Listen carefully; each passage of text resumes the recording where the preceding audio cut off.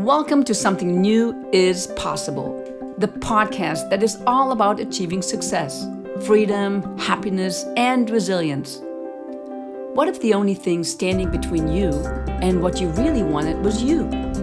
In Something New is Possible, we're breaking down the barriers in your brain and building the life you always wanted to have. I'm your host, Dr. Barbara, a dual certified executive and life coach, as well as a doctor of spiritual science.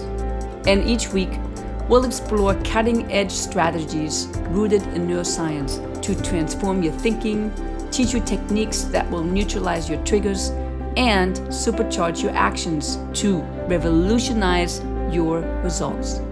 Let's dive in.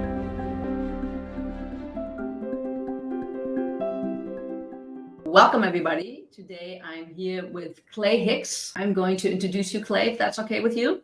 And then we're going to get started and learn all about you and what you're up to and how you're shaping the world to be a better place. Meet Clay Hicks, a beacon of innovation and entrepreneurship with a magnetic passion for nurturing professional relationships. He has engineered not one, but 5 flourishing enterprises.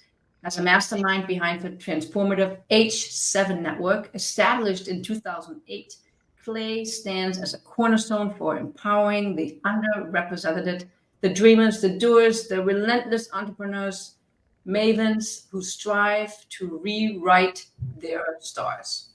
Welcome. Thanks for having me. I appreciate that. Oh, no, it's great to have you. So tell the listeners why you do what you do. Yeah, sure.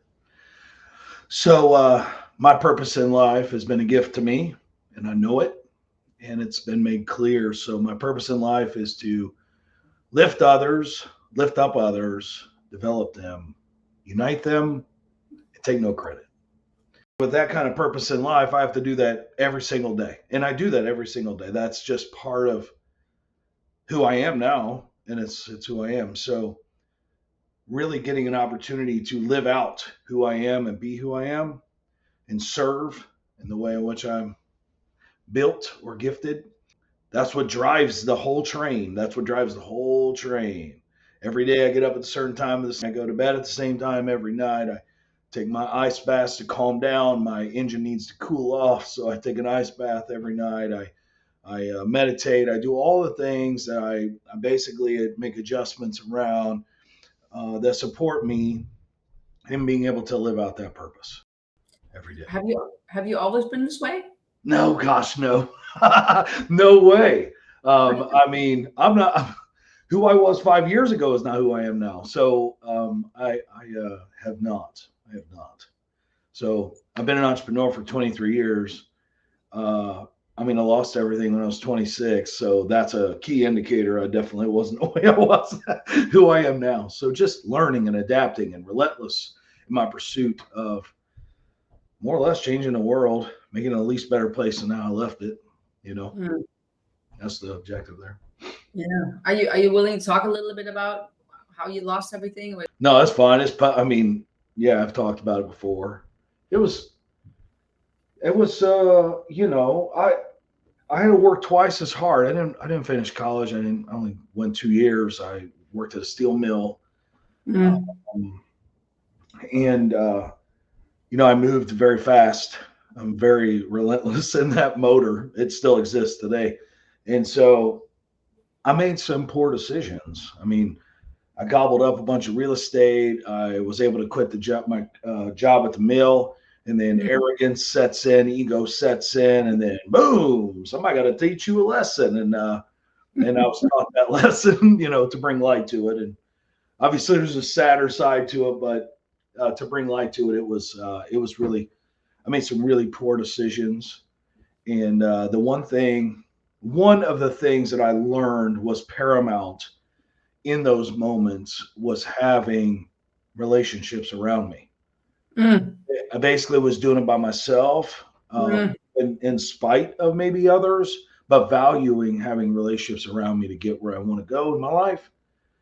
I didn't know that back when I was 26 and lost everything. Hell, I didn't even learn about it until I was probably 28. right? At least the glimpse of it, And so Yeah. that was very transformative when I learned that the value of these trusted relationships that I have, that's what's gotten me where I am now. Like, Right. it also has a sense of accountability, right? Like if you're doing business on your own as an entrepreneur, like who's going to tell you what you're doing is wrong, or who's going to tell you you're doing the right thing if you don't have trusted relationships beside you? Now, I have no desire to reduce even the amount of trusted relationships I have, only desire to increase them because I know the value of them. And I try to live that way every day. That's a beautiful thing. Thank you. Thank you. Yeah. The podcast is all about inspiring people, and what you already shared with us is super inspiring. Yeah. And I'd love for you to be even more specific and talk about a time where you really felt stuck. And what did you do to get yourself unstuck? I just already talked a little bit about it. Yeah. It was a transformation that happened. So when I felt stuck, it was, of course, back then, 27, 28. I did feel stuck. I mean, I literally had nothing going for me. Like I just gotten divorced. Oh, wow. So I kind of share this picture. If you could just imagine, in the audience listening to me, could you imagine watching a father walking out with two little girls in his hands, 7 and 2 years old, just walking away with backpacks, and everything behind me burning down. Wow. And that's a glimpse. That is what was happening in my life at that moment. And so at that time, as you can recognize, I said two little girls. I didn't have nobody else. And so I didn't have anybody else for a while. So stuck was the word. Stuck alone, stuck with just two little girls. I mean, I was potty training my 2-year-old at the time. Like it was just stuck. Now, I valued my daughters, my biological daughters, of course. And they taught me a lot. But they were just kids. I had to get down on my knees before I learned that I didn't have to do this alone. So, when you get down on your knees and you start sharing with something bigger than you, somebody that doesn't know how to fail, somebody who always shows up, that's very transformative. Mm-hmm. It shows you that you don't have to be alone. So I got down on my knees and you know what I'm doing. I'm praying. Yeah. I got nothing else. Yeah. I got an apartment I can barely afford. My ex-wife is taking money out of our account. I'm the one raising the kids, like just worst electric turn off. Just think, like it's the worst shit that you can think of. Mm-hmm. And I got down in that pit and on my knees and I raised up. I've been on my knees a couple more times since then, but not in a long time. I learned in that moment how valuable having beings or people in your life that you can trust will take you very far. And so I got up off my knees and I learned a hard lesson. And I'm one of the most relentless people you will ever meet in your life because of it. I refuse to quit. I refuse to see an obstacle and stop and smell the roses or take a break. I will beat that obstacle. I will overcome the obstacles in front of me because I know deep down that I'm not doing it alone. And that's what gives me the confidence that I have to overcome the hardest things that I've ever had to overcome in my life. And I did not do it alone. That's powerful. That's, I have tears in my eyes because I have two little kids. Yeah. And what you share is powerful because I think so many people think that we have to do it alone, because of the conditioning, because of our unworthiness, because of we can't possibly, go to somebody and tell them, oh my God, I'm needy, I need help, and all the rhetoric, but the moment that we take our self, our unadorned self, just what is happening, and allow ourselves to share that vulnerability, then, things can change. Yeah. So as an entrepreneur, I mean, they tell us, well, talk to your family. You have friends, you have all this stuff. Well, I lost my mom and I'm an only child when I was 29.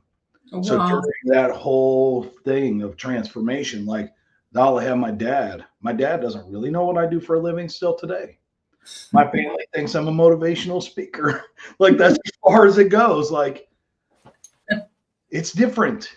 It's Yeah. different as an entrepreneur. You think you should go to these people and this and that and all this stuff, and then all of a sudden you learn like they ain't really there for you. Like, you know what I mean? Like it's a little tougher for your family just to say, "Oh, you got an idea? Here's 50 grand. Go start it." That kind of thing. So being alone. Yeah, that doesn't always work. I come from a four-generation family business, and then the fourth generation, the business went bankrupt.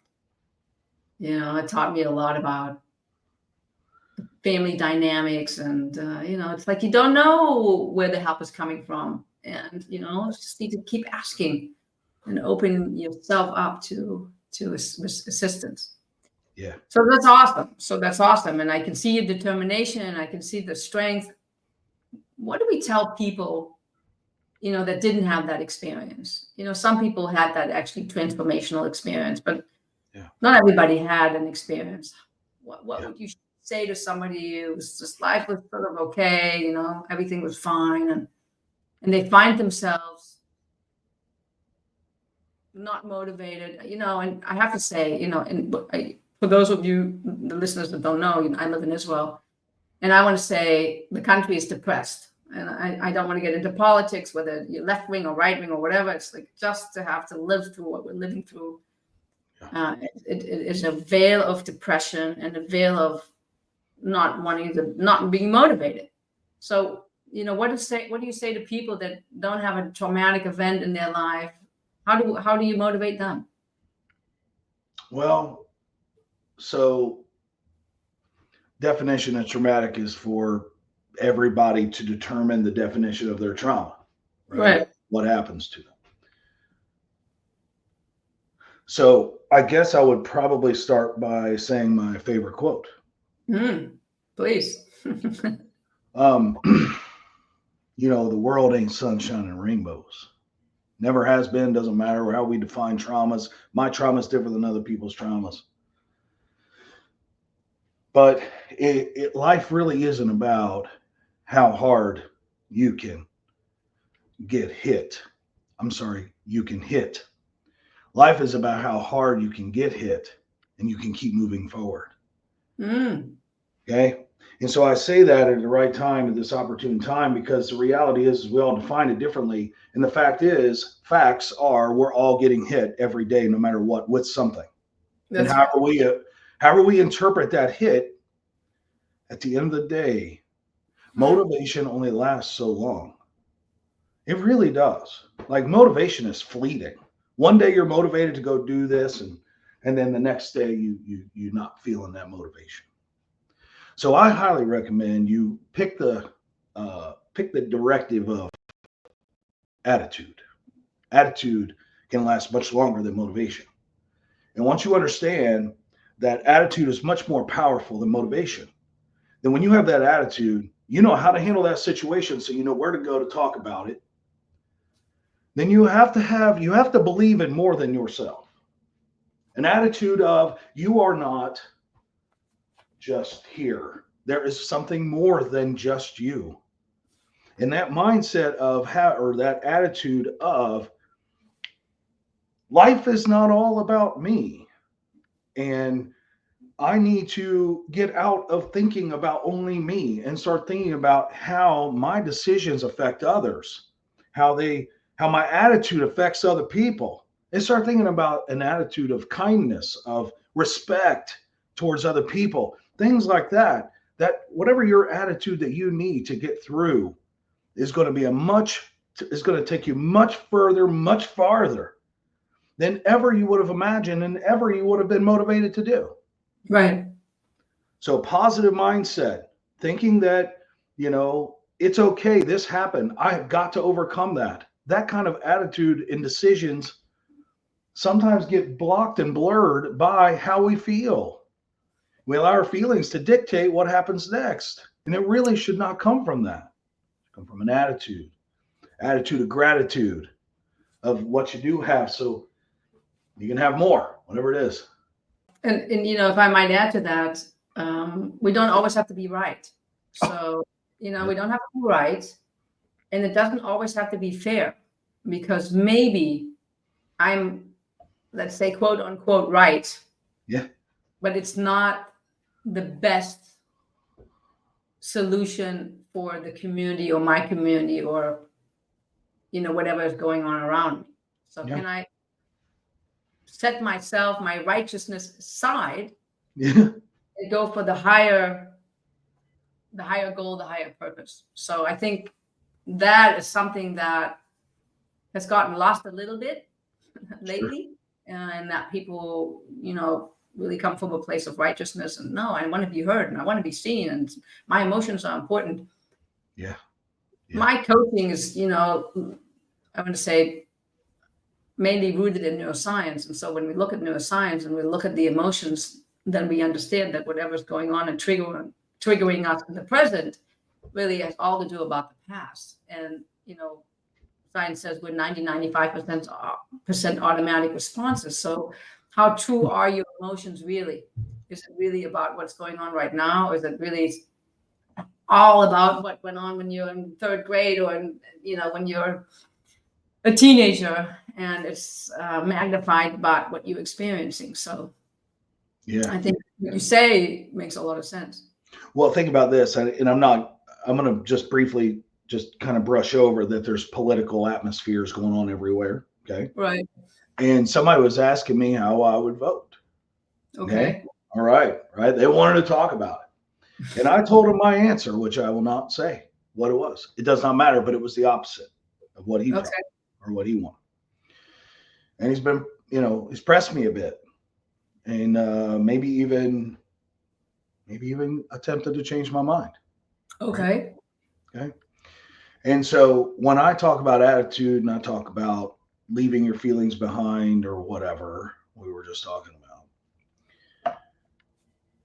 I'm answering his questions, and then I come out and I say, regardless of what happens in 2 weeks, ain't nothing changing in my life. Like, it's all good. Exactly. That's exactly right. I'm going to get up. I'm going to get up at 4 a.m. Yeah.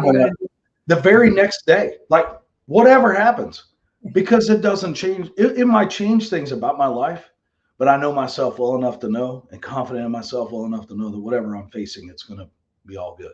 You're going to be okay. It's funny. I planned my trip and I'm landing in the United States 2 days after the election. I'm like, and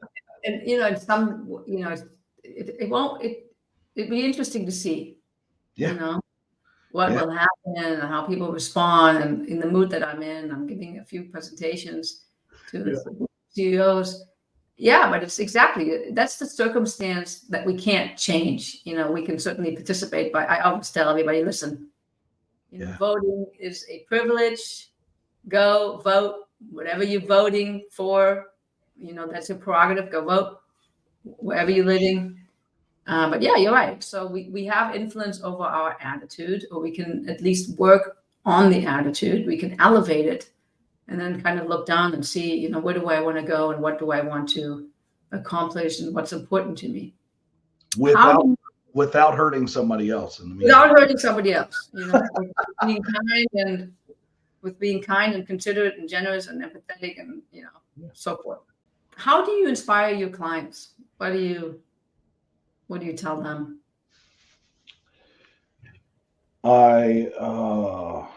Being authentic, being empathetic, being of high character, like managing my own character, holding myself to the highest accountability, inspire them by actions, speaking louder than words, like this one little thing. So like I make a lot of introductions and I connect a lot of people and I know a lot of people. Okay. I have a relationship with a lot of people. So instead of bragging about how good I am or how great I am, why? What's the point? So I inspire them via action, doing what I say I'm going to do, doing the hard stuff, man. Like doing the hard stuff, not taking the easy way out. You know, that's how you just do. You just be a human being and care. And actually that reflects in your character and it reflects about who you are. But that's really big for me is show them, not tell them. That's how I inspire my clients. Who's a role model for you? I've got a few. John Maxwell. John Maxwell. Yeah. Of course, the Lord for me. Okay. That's good. And my mother. Your mother. Yeah. Tell me about your mom. She was tough as nails, and she played a big role in creating, supporting me to become who I am. And she was the epitome of like respect, caring, generosity, but she wouldn't put up with anybody's crap. and including mine. And so, yeah, that's good. Including yours. And so I lived under kind of a tutelage of most people would be like, daggone, that was a tough upbringing. Okay. Like I couldn't bring home less than honor roll. I got in, if she caught me not reaching my potential, I mean, it's just anything. It was extremely transformative in my life. And she was sick when I was 16 until she passed away when I was 29. And our relationship was pretty tumultuous after that, and for a long time anyway. And but yeah, she showed me who to be. She also showed me who not to be. That's important. That's very important. Wow. Yeah. Well, she'd be proud today. I like to think so. She's proud today. I like to think so. Yeah. I like to take this into a slightly different arena and talk a little bit about what I see really holds people back. And we touched on it a little bit, and I think you can define trauma however you want to. And this notion that we all have this, the reptilian brain, the fight, flight, or freeze, or pleasing, they added pleasing as part of it, really, I find, hampers people's ability, to follow through, to change their attitude, so this whole unconscious, subconscious part that we have that so much determines our not just habitual responses, but moving forward. If at all, do you work with it? What do you what kind of tips do you have for your clients? Anything you can share? So I mentor members too, like the clients. I also mentor them, aside from dollars and cents and all that stuff. And that is one of my favorite things to do as an entrepreneur now. And I go back to showing them that there is another way. It's always about that. Like every time I meet with them, showing them there's another way, not just telling them, showing them, walking beside them, developing them, and making sure that they know when they are doing well and where they can make some changes. Talking about it's okay to make a mistake as long as you learn from it. Those types of conversations is what we have. And I also make sure that I carry tons of empathy with me to walk through that process, as well as active listening, so that I can show them instead of just simply tell them. And that plays a huge role in it. Have you ever been mentored by somebody who clearly isn't listening to you? Or Oh, again, yeah, of yeah, of course. Well, not mentor, but in any way you can tell that person definitely not course. listening to you. Oh, of course. It's like not talking, not listening, not really have their own agenda. Yeah, Yeah. yeah. So when I work with the members, we get all that stuff out of the way from the beginning. Mm. Like, no, we're here to do this, and if you're willing to do it this way, then let's do it together. And Mm. so, really, just inspiring them that they can reach what they're trying to reach. And I do that a lot by showing them and demonstrating it to them, and then doing the work to show them and all that stuff so that they can see how to do it. Seeing a pathway is so crucial to them being able to overcome those obstacles. Is the sight of actually, the saying, like you can see the light at the end of the tunnel kind of thing. Mhm. So if you can show them that there is a light to follow, then they're more inclined to follow. And support them, to take action and applaud them and Yeah, help them to refine it, and yeah. then they're more likely to do it. Give them some confidence. Lend them Lend, my credibility. Whatever I can do. lend a mind. You said a very important thing. I think part of whether you're mentoring or coaching or whatever it is, it's sort of like the field of dream attitude. You Yeah, hold it for them, you build it for them until they're confident to do it for themselves. that's right. Yeah, yeah, yeah. And there's a great honor in that. I always say, thank you that I'm able to do it. Thank you for entrusting me with that task, because we don't have that same kind of viewpoint about our clients than I have about myself. You look at me and you say, Barbara, blah, blah, blah. I look at Clay and say, da, da, da, da. But, when I talk about myself or you talk about yourself, it's a little different usually. Mm-hmm. So always, I always say it's one of the great advantages of having a mentor or a coach, or of why you want to do it. So that's great. Yeah. You get dirty. I hear you. You get in there and you get dirty. I do. Yeah, I do. Good. What triggers you? Oh gosh, what triggers me? Oh, that's good. Yeah, that just triggered me. Just kidding. Just kidding. What triggers me? Can you give me an example before I just tell you? Yeah, I'll give you an example. So, I'm 60 years old. I have two little kids, 3.5 and 9. Let's just say they can trigger me on a regular basis. Because usually, talking about your daughter party training, it's like you were younger. So, the way they trigger me is I ask them to do something very nicely. And of course, what do kids do in their good fashion? They don't do it. Yeah. So it's something that can trigger me or irritate me. What I one of the things I tell my clients, it's very important that you know what triggers you. So if you come to me, Clay, and you say, Barbara, you're lazy, or you're dumb, and maybe you don't come out and say it like that. Yeah. Those are some of the things that trigger me, and I know why, and it don't trigger me the way they used to. But those that trigger some things, or let's just say, I lost 5 clients in a day, could be hard. Sure. Yeah. So, things like that. So. Okay. So disrespect.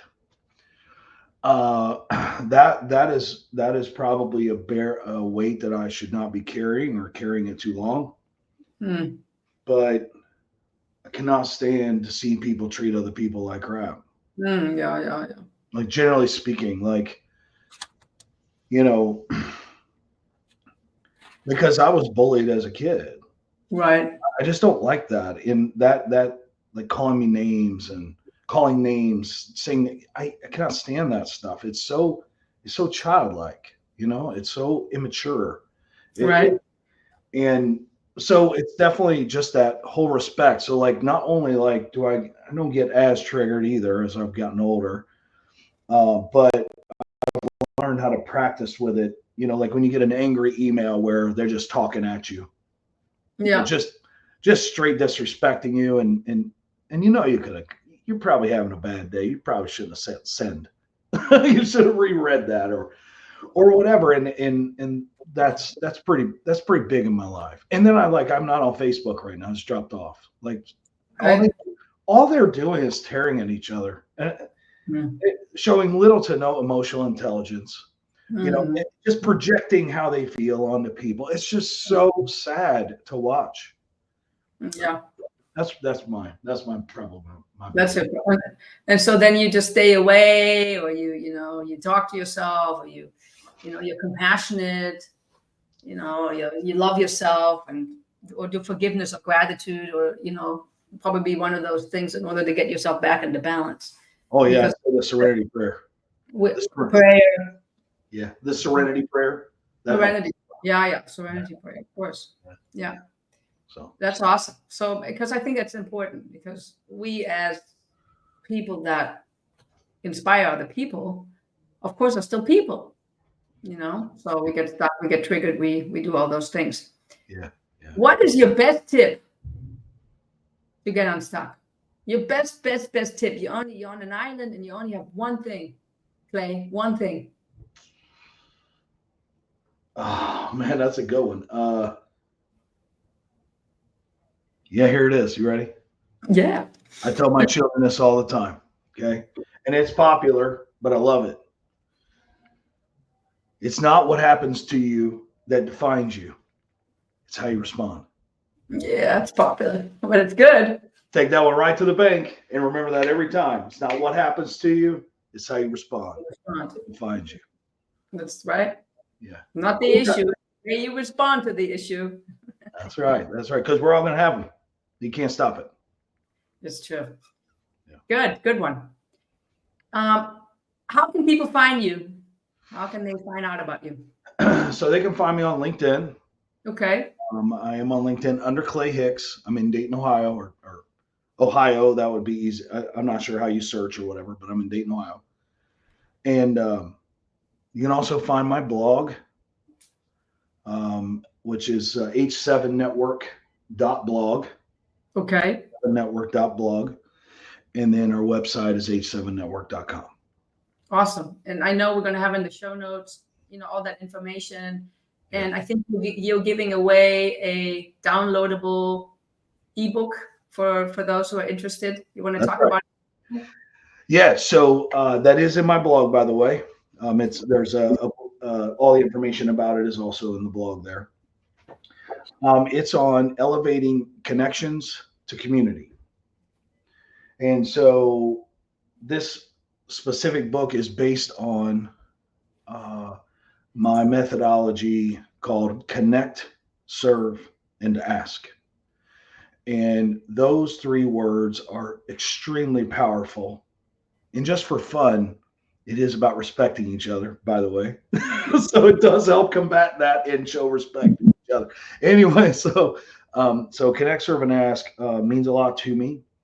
It is a methodology that supports someone in being able to create trusted relationships more faster, because you get to earning trust faster. So this download, it outlines Connect, Serve, and Ask inside of it. And it's a shorter book, of course, and you're able to read through on some techniques that you can implement in your one-to-one interactions with other professionals, in your workplace, how other professionals, generally speaking, or other entrepreneurs like yourself, if that's who you are. It also works with your family, and Wow. I use it with my family as well. Awesome. And it makes a huge difference in the interaction and the obtaining trust and credibility between family members, which, by the way, can be difficult. So that's what it is. And you guys are all welcome to download it, read about it. I'd love to hear about it. But it is in there as well. And we'll make sure you have the link to it and stuff, but that's also where it's at. So we're about to wrap up. Any final words that you have that you want to share? Yeah. The listeners about inspirational, or, what we didn't really talk so much about was social responsibility. Now you give back to the community. Anything you want to say about that as we wrap up? Yeah, I'd like to tie in what you just said as well, how we give back. Giving back is awesome. It makes you feel good. It makes you feel good to help somebody else. It's awesome. You should be giving back. Yes. But you can give back better when you make sure that you are in a healthy space, that you are Mm. taking care of your body, your mind, your spirit, and doing the things that really help you to rise up in a world that we live in these days as an imperfect human that actually cares maybe about other humans and also gives back. And that's a full life, really, isn't it? Isn't that Mhm. really what kind of life is about? Like, you only live once. We probably should think about how we treat other people and how we think about other people and really, most of all, how we think of ourselves. Are you negative self-talking? Stop. If you tell yourself you're no good, you aren't. So stop. Like, change the tape in your mind. It will get better with applying that. That's awesome. So I thank you for that, and I really want to thank you for coming on, Yes, ma'am. and inspiring the listeners, inspiring me. Yeah. So much of what you talk about really is just the way I look at the world, and I really agree with you, and I feel it's so important to remind people that being of service is really one of the highest way to live life on the planet. And you don't have to be a religious person, but if you look at all the world religion, whether it's Judaism or Christianity or Buddhism, it's like everybody talks about that when we can serve and when we can look at the other human being and see the soul or see who they really are beyond their behaviors and extend our loving to them, then we're in the right direction, and then we really make a difference on the planet, which I think at least that's what I hear what you're all about. Yes, ma'am. That's correct. Yes. I Like agree to, with that. that's what I'm all about. Yeah. So thank you. I encourage the listeners to check it out. It's going to be in the show notes, and all the best to you. Thank you, Doctor. I appreciate you very much and the opportunity to make an impact together. So My thank you. pleasure. You're welcome. Take care. And here are my takeaways from my podcast with Clayton. Develop an attitude of resilience. Focus on how you respond to challenges rather than the challenges themselves. As Clayton said, it's not what happens to you that defines you, it is how you respond. Two, build trusted relationships. Practice Clayton's connect, serve, and ask methodology to create stronger personal and professional connections. Three, prioritize self care. Take care of your body, mind, and spirit. Be in a healthy space to help others and give back to your community. Four, practice active listening and empathy. When mentoring or helping others, really listen to understand their perspective and show empathy. Five, seek out mentors or become a mentor. Recognize the value of having trusted relationships and guidance from others, or offer your experience to help others grow.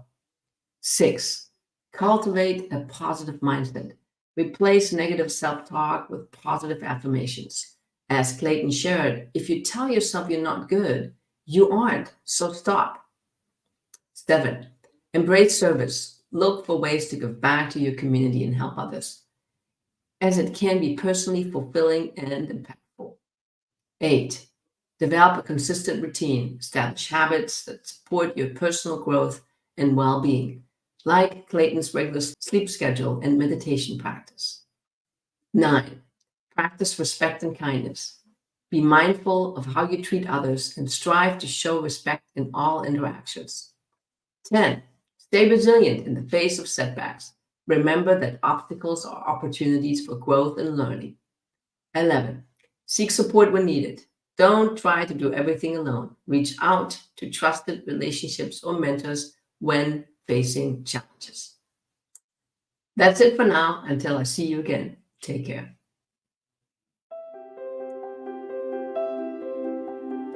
All right, action takers, as we wrap up today's episode, I want you to know that I believe in you. Each of you has the power to create positive change in your life, no matter where you're starting from. Remember, it's okay to take small steps. Every bit of progress counts. And the sooner you can take action, the better, because your saboteur loves to create doubt and confusion. If you enjoyed what you heard today, you know what I'll ask of you. Like, subscribe, leave Apple and Spotify ratings and reviews, tell a friend, and generally do all the things you would do to support a podcast you love. Your support helps this message reach more people who might need to hear it, especially right now. I'll be back in 2 weeks with another episode to support you on your journey. Until then, this is Dr. Barbara reminding you that you're worthy of an extraordinary life. Be kind to yourself as you work towards your goals, and remember, I am rooting for you every step of the way.